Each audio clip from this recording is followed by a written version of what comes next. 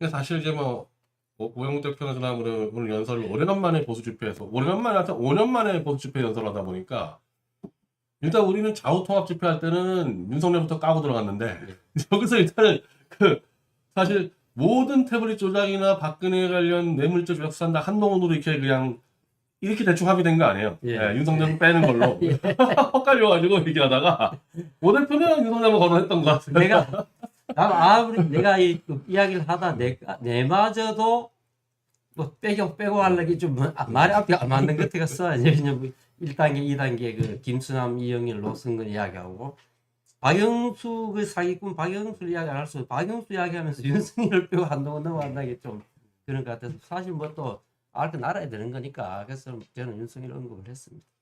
예, 그리고 이제 뭐 신혜식 대표는 오 대표하고 거의 맞는 게 국힘당 가서 그 집회할 아무런 의미가 없다. 네.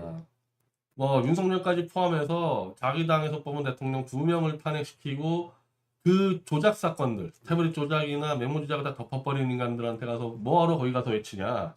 또 조국당에 와서 외치는 게 뭐 그렇다고 조국당이 들어주도 안 들어주도 국힘당 가서 시간 낭비하는 것보다 낫다. 이제 이런 판단들을 해서 여기서 했던 것 같거든요. 제가 봐도 처음 왜 조국당을 가는가 이런 생각인데 가만 생각해 보니까 우리가 국힘당에 뭐 한두 번 연락한 것도 아니고 자료를 보낸 것도 아니고 이 지금 찾아오고 있는 인간들 자체가 한 분은 박근혜 대통령 탄핵한 배반한 팀들, 요번에 윤석열 배반한테 저끼리 모여가지고 아웅다웅된 애들한테 다른 것도 이 반적 영모의 사건을 이야기한다고 자기들이 공범자들인데 되겠는가 이래서 함께 조국당 앞에 가서 또 조국당에서 뭐 자기들이 공약 사항이 한동훈 특검이라고 했으니까 그것도 괜찮은 방법이라고 생각합니다.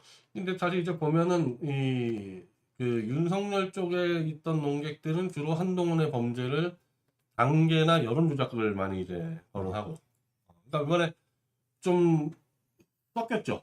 예. 그러니까 박근혜 탄핵 무효를 강하게 얘기하는 뭐 저나 오영 대표 연사가 있나 하면은 윤석열 탄핵에다가 이제 방점 맞춘 좀 농객들이 있는데 그쪽은 주로 한동훈의 단계하고 여론 조작을 많이 얘기하고 뭐 우리 같은 경우는 이제 태블릿 조작을 좀 많이 얘기했는데 좀 오래간만에 보수 쪽에 이 태블릿 조작을 좀 설명할 기회가 좀 됐었고 예. 우리 뭐 신혜식 대표도 아주 세게 얘기했는데 이 태블릿 조작 다 밝혀졌는데 국힘당 입도 열고 있지 않는다. 예. 뭐 이런 얘기도 하는데 실제로 우리 10억 독자들은 알겠지만은 정말 이 태블릿 조작은 두 대가 모두 지금 예를 들면 우리가 전면 포위해서 이 거짓 세력들이 쌓아놓은 성을 지금 함락시키기 일부 직전까지 온 거는 맞거든요. 지금 상황이. 그렇죠. 오늘도 뭐 제가 장시호 자백도 얘기를 했었는데 마침 지금 오늘 오전에 이제 제가 속보처럼 올린 게 지금 김영철 장시호 관계 가지고 계속 지금 이 신경전을 벌여왔는데 김영철이 저를 고소한 사건이 불기소 처분이 났습니다. 아침에 그 카페에 올리신 걸 제가 봤는데 결과적으로 그것도 김영철하고 장시호가 합의가 안 된다는 뜻 아니겠습니까? 결국 장시호가 김영철 협조를 안 하는 것 같아. 이게 사실은 제가 이제 설명을 드리면 이게 뉴탐사와 저랑 둘 다 고소한 사건인데 작년에 제가 미국으로 가버리면서 저는 조사를 안 받았어요. 예.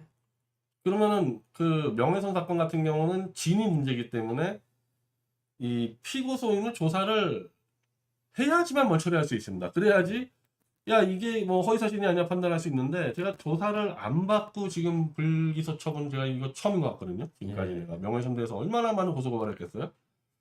근데 그 내용을 보니까 증거불충분 나오는 거 보면 우리 민사사건 김영철이가 건 민사사건도 그러는데 장시호 녹취를 가지고 우리가 방송에 저하고 뉴탐사가 그러면 일단 김영철은 뭘 갖다 내야 되냐면은 장시호한테 받아야 되는 거예요.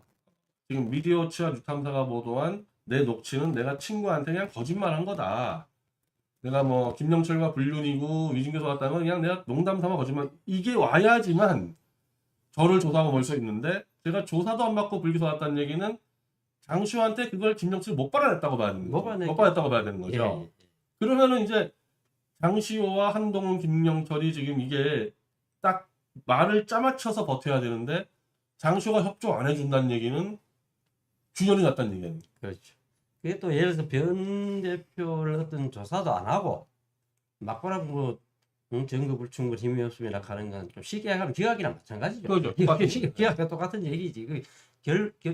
아마 장시호도 이제 더 이상 뭐 한동훈, 김영철 끊어진 얘들한테 자기가 허위로 증언한다 하는 그 자체 그에 부담을 갖고 있으니까 그런 일이 벌어졌다고 생각하는데 이 자살 사건 그 소동도 좀 뭐 갑자기 11층 12층 어디서 나온 얘기인지 예, 이상하죠. 모르겠어요. 예, 그 장시호 사는 그 도곡동의 그 빌라가 최고층이 11층인데 소방당국 발표, 물론 중앙일보 보도에 인양하지만 12층에서 뛰어내려서 11층으로 들어갔다. 그리고 뭐 제가 사진 올렸지만 들어갈 수가 없습니다. 예, 예, 들어갈 수가 없어요. 예. 그래서 그럼 소방당국이 왜 그렇게 그 언론에 걸렸을까 그 말을? 그건 이제 뭐 내가 볼 땐 장시호가 한 말에 그냥 했을 수가 있는데, 근데 더 우스운 거는 거의 전체 언론사가 다 보도했습니다. 예. 그러면 후속 보도가 나와야 돼요. 나와야 돼. 이게 과연 사실이 맞냐를 떠나서, 그럼 장시호가 투신은 맞으니까 뭐 실족산 아니지 않습니까? 그러면은 왜 투신했냐 후속 보도가 나와야 되는데, 제가 그 다음날 김영철의 그 민사 사건에 저하고 뉴탐사가 참석을 했었고, 그게 장시호 증인 채택 논의하고 있었고, 원래 그 지난달 사건 때 기자들이 다 들어왔었고, 제가 미리 장시호를 증인 신청을 해놨단 말이에요. 그 기사가 다 나갔었고, 그러면은 정상적이면은 그 당시 들어왔던 기자들은 다 들어와서 어제 장시호가 투신했는데 오늘 김영철과 이쪽 입장 뭐냐 취재를 하는 게 당연한데요. 정말 기자 한 명도 안 들어왔어요. 화면이 안 좋아. 예, 재판에 지난달에 한 10명 들어와서 있었는데 한 명, 연합이군 뉴스가 한 명도 안 들어왔다는 얘기는 아직도 누군가 이 위에서 이 좌나 우나 기자 전체를 이 통제하면서 태블릿 진실을 막는 세력이 있다고 보는, 뭐 유타사 측도 그렇게 인정하더라고요. 이게 말이 안 그렇지 되니까. 않고는 그런 현상이 일어날 수 없는 것이 그전에 있던 기자들이 더 중요한 사건 자살 소동이 벌어졌는데 아무도 안 들어온다. 그거는 어떤 그 위에서 압력이 없이는 그런 행동이 일어날 수 없다고 봐야 되지 않겠습니까?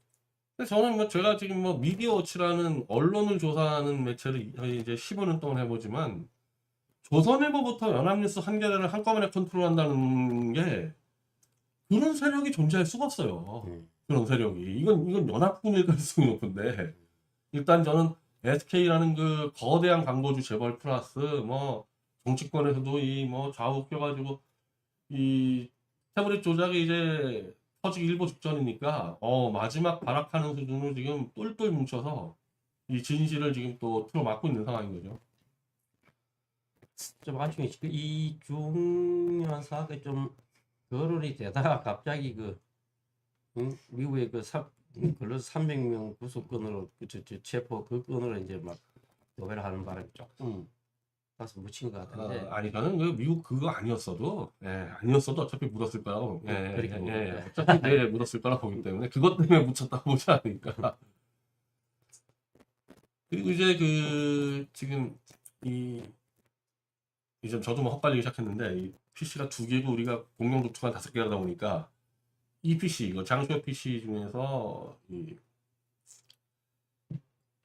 이규철 대변인의 그 브리핑 했듯이 포렌식을 수행한 바가 없다고 서울중앙지검에서 이 입장을 내서, 일단 저는 언론사 7개에다가는 이규철의 브리핑이 거짓말이다 이 정정보도 요청을 했습니다. 연합뉴스부터 조선일보까지 쫙. 예.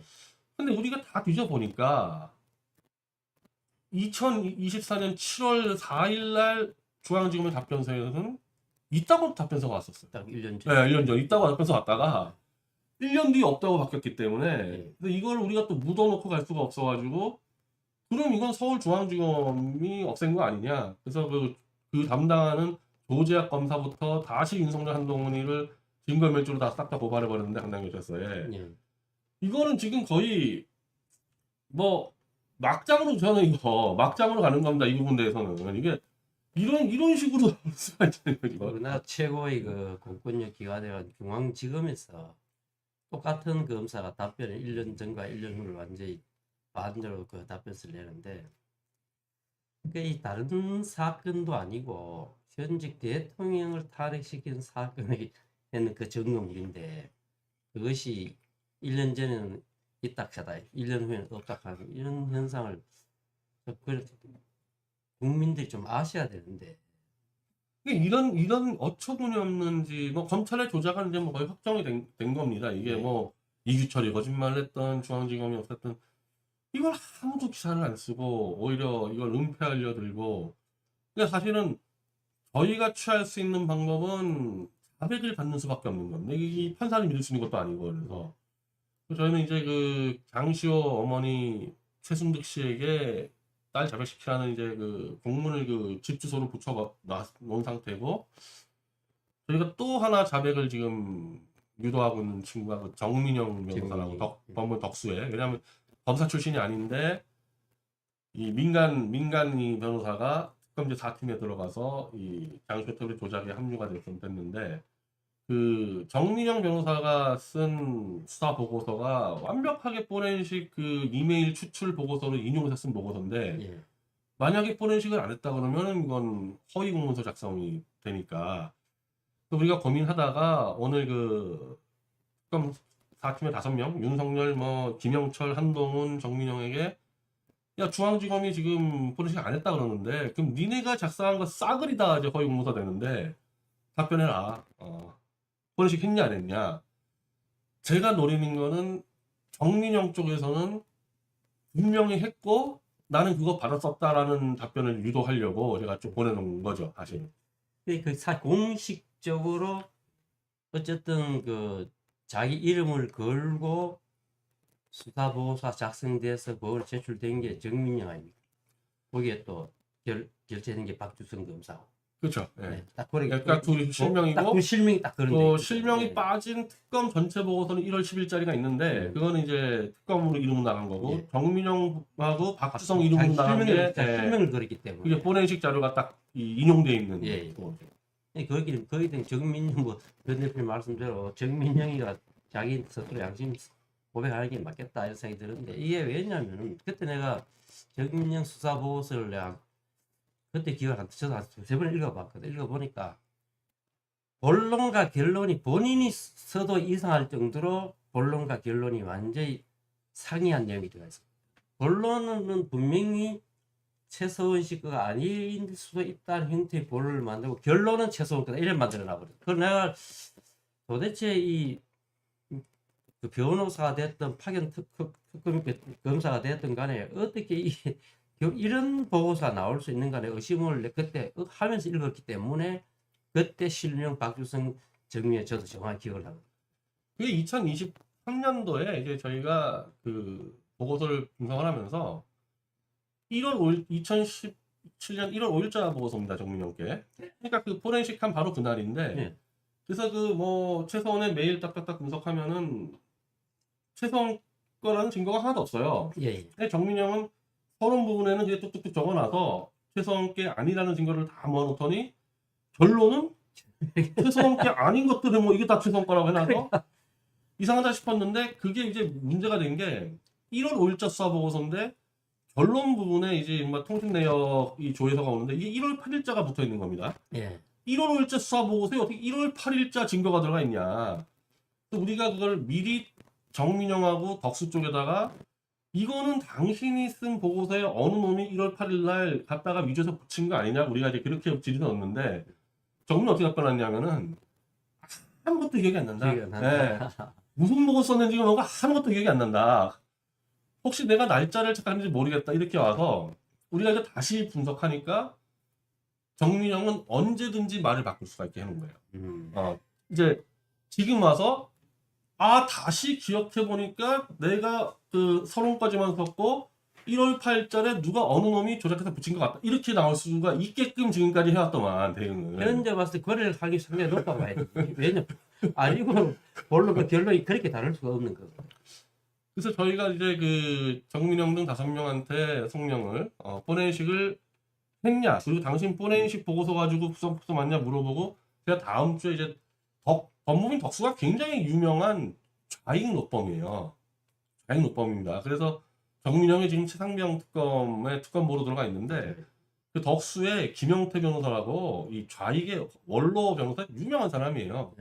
그래서 제가 지난번에도 그 사람에게 얘기했는데 이번에도 그 사람에게 보내려고 그래요. 그리고 그 사람이 지금 정민영을 변호하고 있어요. 실질적으로. 덕수의 그 원로 변호사하고 음. 그 변호사들이. 그러니까 제가 정민영이 덕수에 속했으니까 덕수에 시비 거는 게 아니고 덕수가 변호하고 있으니까 음. 이번에 보내서 아니 이번에 이제 이 포렌식도 안 했다고 나오고 그리고 이제 그 의문의 사진 속의 남자 서현주도 우리가 잡아냈고 서현주가 지금 다 조작권 다 들어왔는데 아니 그 진보 좌익 로펌이 언제까지 한동훈의 범죄를 은폐하면서 갈 거냐 당신들. 그래서 제가 그쪽에 보내면 어찌 보면 장시호보다도 먼저 이쪽에서 답이 나올 수도 있는 지금 장시호도 사실은 자백만 하면 공익신고자가 되면 무죄가 될 수 있는 여지가 충분하거든요 이 부분에 대해서. 근데 정민영도 내가 한 게 아니다. 누군가 조작했다. 이렇게 돼버리면은 정민영도 우리가 막 시비 안 걸면요. 무죄일 수가 있지 않습니까? 그 자체가 이렇게 자기 수사본 자체가 편집이 됐다 이런 말만 해도 이제 자기가 어떤 죄를 면할 수는 있겠지만 우리 덕수 그것도 한 집회를 한번 했죠. 정민영 덕수의 집회를 했었죠. 집회를 했었죠. 그때 자백하라고. 그 덕수가 그걸로 굉장히 시끄럽다는 거는 이제 그 당시 그 정의당 당대표 그 젊은 친구가 저랑 그 방송 같이 했었는데 저는 변희재 대표는 본 적이 없는데 맨날 덕수에다가 공문 쓰고 집회해가지고 덕수에는 모르는 사람 없다고. 근데 어쨌든 덕수도 그 이념을 가지고 가는 데여가지고요. 아니 윤석열 한동훈의 범죄 같이 개입했다 이러면 심각한 문제거든요 그쪽은. 그래서 문제죠. 그쪽도 좀 정리가 가능하지 않을까 좀 기대를 갖고 있습니다.